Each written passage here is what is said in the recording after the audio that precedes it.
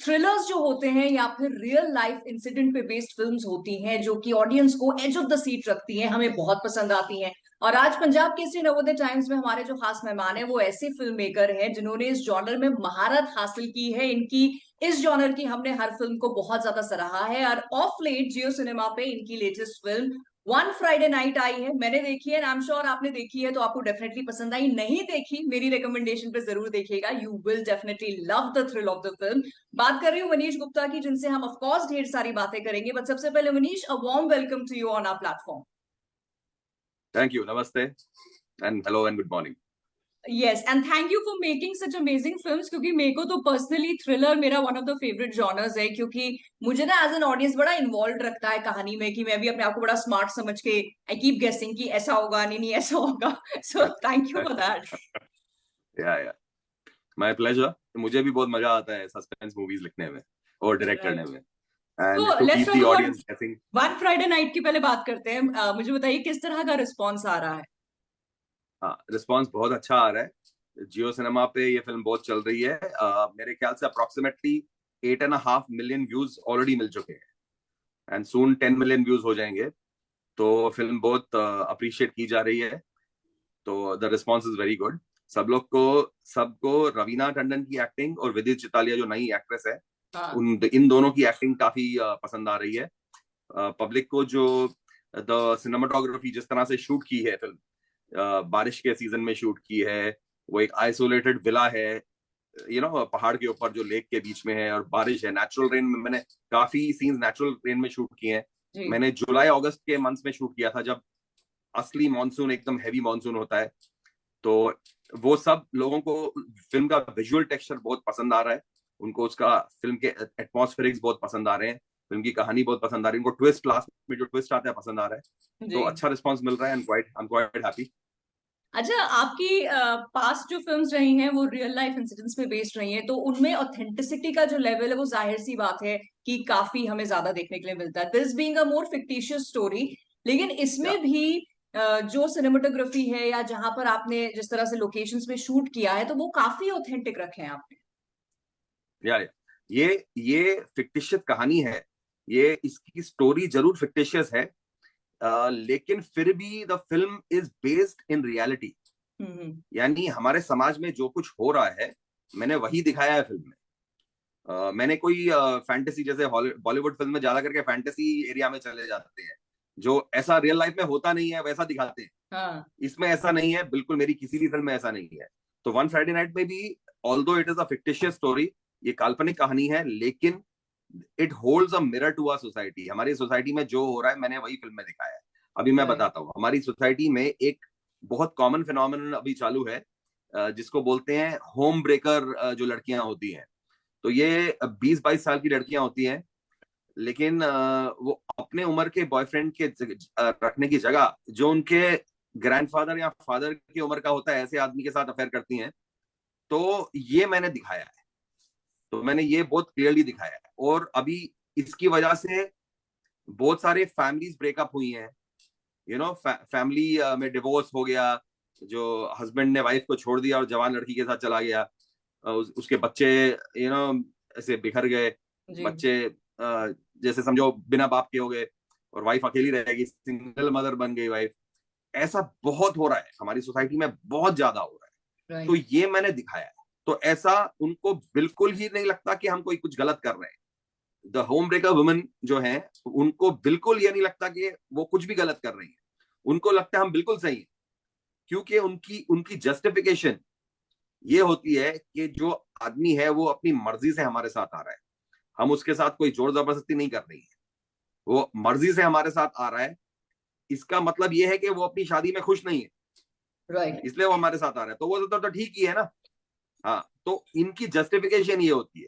अभी ये जस्टिफिकेशन एक एक लेवल पे वो खुद से कर रही होती है, अपने आप को जस्टिफाई कर रही होती है, खुद को विश्वास दिलाने की कोशिश कर रही होती है कि मैं कुछ गलत नहीं कर रही। और एक लेवल पे सोसाइटी को विश्वास दिलाने की कोशिश कर रही है। लेकिन she chooses a married man. खुद सिंगल होके वो मैरिड मैन को चूज करती है, जो उसके ग्रैंडफादर या फादर की उम्र का होता है, जिसके बच्चे होते हैं, जिसकी वाइफ होती है। तो उसे क्या जरूरत है, तो ये सब करने की जरूरत क्या है। तो ये इसमें मैंने ये ऑब्जर्व किया कि दरअसल ये जो लड़कियां हैं ये फाइनेंशियल सिक्योरिटी ढूंढ रही होती हैं, दे वांट फाइनेंशियल सिक्योरिटी। जो ज्यादा उम्र का आदमी होता है वो यूजुअली ज्यादा वेल सेटल्ड होता है, उसके राइट पास पैसा होता है, खुद का घर होता है, वो इनको अच्छी लग्जरीज, अच्छा लाइफस्टाइल दे सकता है, तो अट्रैक्शन वो होती है। राइट क्योंकि बायोलॉजिकली बायोलॉजिकली एक जवान लड़की एक बहुत ही बूढ़े आदमी से अट्रैक्ट नहीं होगी, वो अपने से कुछ 10-15 साल एल्डर आदमी से अट्रैक्ट हो सकती है, वो भी नेचुरल है, लेकिन बहुत ही बूढ़े आदमी से अट्रैक्ट होना ये किसी जवान औरत के लिए नेचुरल और बायोलॉजिकल इंस्टिंक्ट नहीं है। तो यहाँ वो फाइनेंशियल गेन की वजह से ये रिलेशन चालू होते हैं, और एज अ करेक्ट। रिजल्ट सबकी लाइफ उजड़ जाती है। वाइफ है जो 20 साल से उसी आदमी के साथ है, उसके बच्चे हैं, उन सब तीनों बच्चों की लाइफ उजड़ जाती है, वाइफ की लाइफ उजड़ जाती है। मैंने जब फिल्म देखी तो मुझे ना फिल्म में ये बड़ा डिफिकल्ट हुआ डिफाइन करना कि एंटागनिस्ट कौन है, क्योंकि मुझे तीनों यस, प्रोटैगनिस्ट लगे। यस, एंड जान के मैंने किया है, मैंने जान के सिंपथी, ऑडियंस की सिंपथी पहले एक कैरेक्टर पे आती है, फिर दूसरे कैरेक्टर पे आती है, तीसरे, it becomes hard to define कि दरअसल एंटागनिस्ट कौन है। वो नेले पे दहला है, मतलब इसने बुरा किया फिर इसने भी बुरा किया, पहले एक विक्टिम बनता है फिर वही एग्रेसर बनता है। वही ब्यूटी है फिल्म की कि आप डिफाइन नहीं कर पा रहे हो कि इसका एंटागनिस्ट कौन है, विलन कौन है, क्योंकि अपनी तरह तीनों ही विलन है। जो तीनों कैरेक्टर्स हैं वो अपनी अपनी जगह तीनों विलन है। जी जी जी ये जी है। जी। इनफैक्ट तो वही क्रक्स जो है यही वो ब्यूटी, आया ये निकल कर। फिल्म की ब्यूटी यही है, और फिल्म की मैच्योरिटी यही है, फिल्म की यही मैच्योरिटी है। और मैं ये भी कहना चाहूंगा कि ये बहुत मैच्योर ऑडियंस के लिए है। जो आम जनता जैसे है ना, किसी किसी आम जनता को फिल्म समझ में नहीं आई, उनको पसंद नहीं आई, किसी किसी को, राइट इसी वजह से वो जो फिल्म की मैच्योरिटी है वो जो आम मासेस हैं उन्होंने शायद अप्रिशिएट नहीं की, because they are used to seeing that typical Bollywood film जहां एक हीरो होता है और वो एकदम ब्लैक एंड व्हाइट। हिंदी फिल्में क्या ब्लैक एंड व्हाइट होती हैं, हीरो में सब अच्छे गुण हैं, वो बहुत ही अच्छा है, और जो विलन है उसमें सारे बुरे गुण, और लास्ट करेक्ट में जो हीरो है विलन को मार देता है, and everything is very happy. Real life में ऐसा नहीं होता है, रियल लाइफ में कैरेक्टर्स ग्रे होते हैं, कोई भी character completely black and white, black या व्हाइट नहीं होता है, हर कैरेक्टर में ग्रे शेड्स होते हैं। हर कैरेक्टर की एक मोटिवेशन होती है, हर इंसान की एक मोटिवेशन होती है, वो अपने स्वार्थ के लिए, अपने सेल्फिश मोटिव्स के लिए करता है जो भी करना है, चाहे वो औरत हो या मर्द हो, वो अपने सेल्फिश मोटिव्स के लिए जो भी करता है वो करता है। ऐसा ये मैंने फिल्म में दिखाया है कि हर इन तीनों इंसान को अपना अपना एक मोटिव है। जो लड़की है वो इस मर्द को चाहती है जो उससे काफी बड़ा है, जिसके पास बहुत पैसा है, जो हैंडसम भी है, शी वांट्स हिम। तो ये तीनों का मैंने दिखाया है, पॉइंट ऑफ व्यू दिखाया है, और वो कैसे रिएक्ट करते हैं इस सिचुएशन पर, कैसे रिएक्ट करते हैं, मैंने सबका रिएक्शन बताया है। तो ये बहुत ही मैच्योर सब्जेक्ट है, बहुत ही मैच्योर तरीके से हैंडल किया गया है। लेकिन मैं कहना चाहूंगा कि कुछ लोगों के पल्ले नहीं पड़ा, it was too intelligent for them to understand कि ये मैं कह क्या रहा हूं। एक और चीज मुझे रिएक्शन आया कई लोगों से कि उनको मेरी फिल्मों के तुलना में इसमें इन्वेस्टिगेशन और जो कोर्ट रूम ड्रामा, वो चाह रहे थे कुछ कोर्ट रूम सीन हो, कुछ इन्वेस्टिगेशन हो। उन्हें लगा कि इन्वेस्टिगेशन मैंने बहुत जल्दी निपटा दी और मैंने डिटेल में नहीं दिखाई, और उस तरह से उनको ये शिकायत आई है कुछ कुछ दर्शकों से, कुछ कुछ ऑडियंस से। उसमें बात क्या हुई कि ये फिल्म एसेंशियली एक रिलेशनशिप ड्रामा है। It's essentially a relationship drama, it explores the complexities of relations. ये रिलेशनशिप ड्रामा है एसेंशियली। वो मैंने उसकी प्लॉटिंग थोड़ी सस्पेंस थ्रिलर जैसी रखी है, प्लॉटिंग, लोकेशन, और जिस तरह से फिल्म अनफोल्ड होती है वो थोड़ी थोड़ी सस्पेंस थ्रिलर की तरह है, लेकिन दरअसल फिल्म सस्पेंस थ्रिलर नहीं है और रिलेशनशिप ड्रामा है। एक मॉडर्न, आज के रिलेशनशिप, आज के हमारी सोसाइटी में क्या चल रहा है, कैसे रिलेशनशिप्स में कॉन्फ्लिक्ट है, कॉन्फ्लिक्ट जो होते हैं रिलेशनशिप में, वो दिखाया है, बहुत अच्छे तरीके से दिखाया है, और बहुत ही सबका पॉइंट ऑफ व्यू बहुत ही स्ट्रॉन्ग तरीके से दिखाया है। I have not taken sides. मैंने ये नहीं कहा है कि औरत गलत है या मर्द गलत है, या वाइफ गलत है या वो लड़की गलत है, या मर्द गलत है। वो तीनों अपनी अपनी जगह गलत है और तीनों अपनी अपनी जगह सही है। राइट। तो ये एक बहुत मैच्योर सब्जेक्ट है। तो काफी फिल्म काफी अप्रिशिएट हुई है, 8.5 मिलियन व्यूज मिल चुके हैं। लेकिन कई कई लोगों से ये शिकायत आई थी जो मैंने आपको अभी बताई। करेक्ट। तो ये है। बट आई अभी क्या थिंक है, मनीष, एज अ वो film that's the maker beauty of आप सिनेमा एक बहुत कि स्ट्रॉन्ग कुछ पॉइंट ऑफ व्यू चीज के साथ एक फिल्म हमें बनाते अच्छी हैं। लगती है, कोई चीज अच्छी नहीं लगती है, बट इन टोटालिटी एक कहानी जो एक फिल्म मेकर कहना चाहता है बाय एंड लार्ज अगर लोगों को समझ आती है तो I think the job is already more than half done. आपने जैसे कहा मच्योर सब्जेक्ट है और मच्योर ऑडियंस के लिए है, ये तो आपने शूट भी मच्योर लेवल ऑफ एक्टर्स के साथ किया है जैसे, लेकिन यहाँ हमने रवीना को डी ग्लैमरस रोल्स में देखा है, पहले फिल्म्स में शूल में देखा है जैसे, या फिर अरण्यक उनकी सीरीज में देखा, बट एक इमेज जो उनकी है वो एक ग्लैमरस एक्ट्रेस की ही है। वो ब्रेक करना आपके लिए पहले तो वो कितना डिफिकल्ट रहा, दूसरा मिलिंद सोमन जब हम कहते हैं तो हमें एक हैंडसम इंसान जो एक मॉडल रह चुके हैं, एक्टर उनके लिए हम ज्यादा नहीं सोचते हैं, वो ब्रेक करना, and then to get a newcomer बिल्कुल। Playing one of the three strong pillars of the film, और उसको उतना ही इक्वल स्टैचर देना जितना कि रवीना और मिलिंद का है, तो ये कैसे हुआ? हाँ, ये मैं बताता हूँ। रवीना का जो ग्लैमरस जो उनका बैकग्राउंड है ग्लैमर फिल्म्स का और कमर्शियल सिनेमा का, वो उससे उनको रियलिज्म पे लाना काफी मुश्किल रहा था। Because she is very very particular about her makeup, about her lipstick, about her jewellery.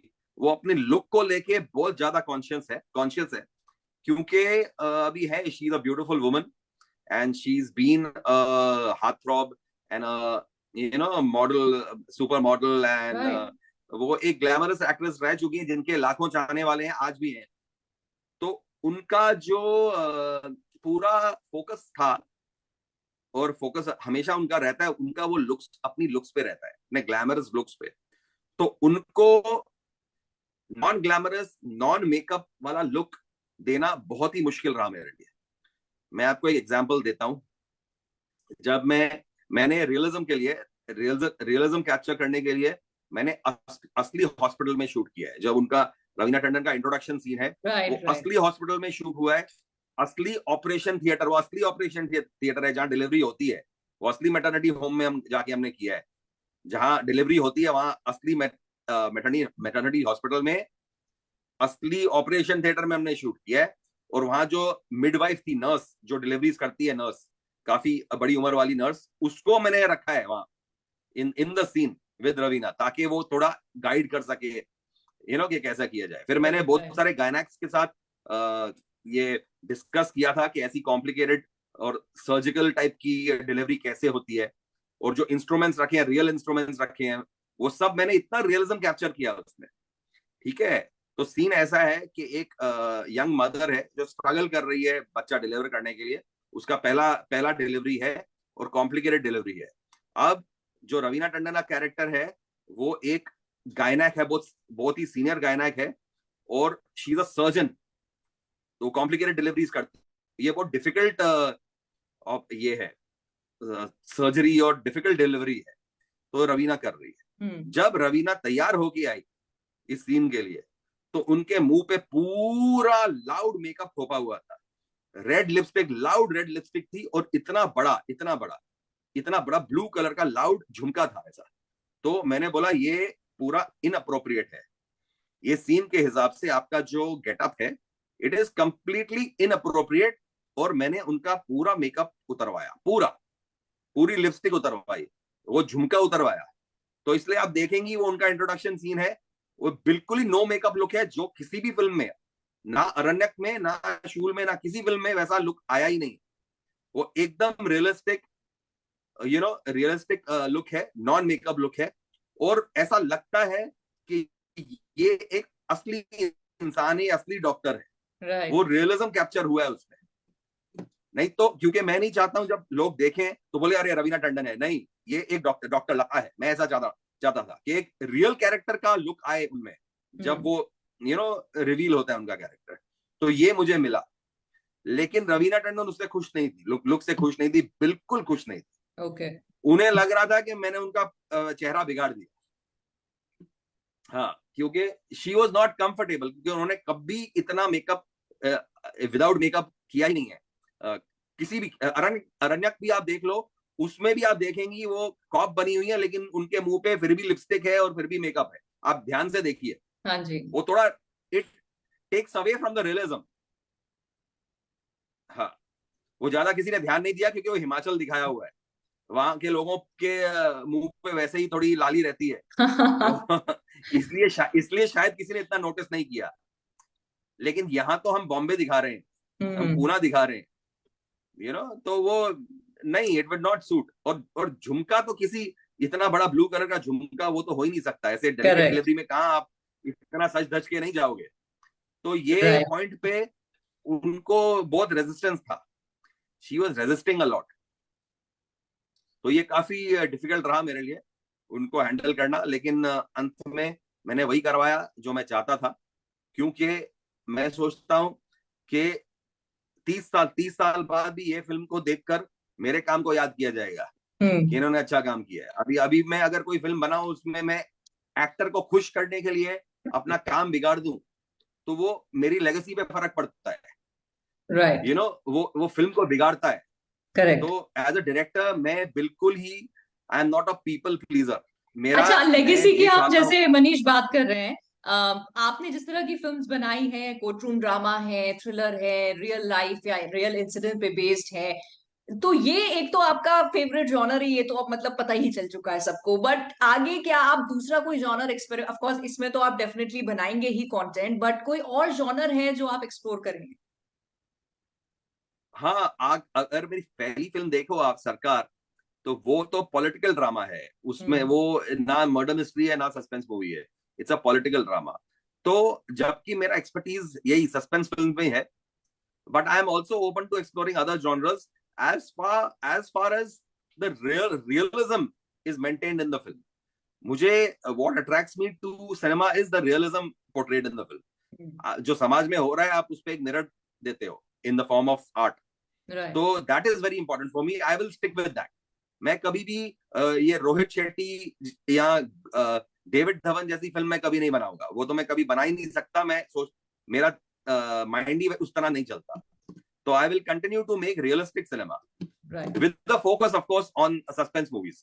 और मैं ये भी कहना चाहूंगा कि इतने सालों में इतनी फिल्में मैंने बनाई हैं, मैंने अभी एक अपना जॉनर क्रिएट कर लिया है।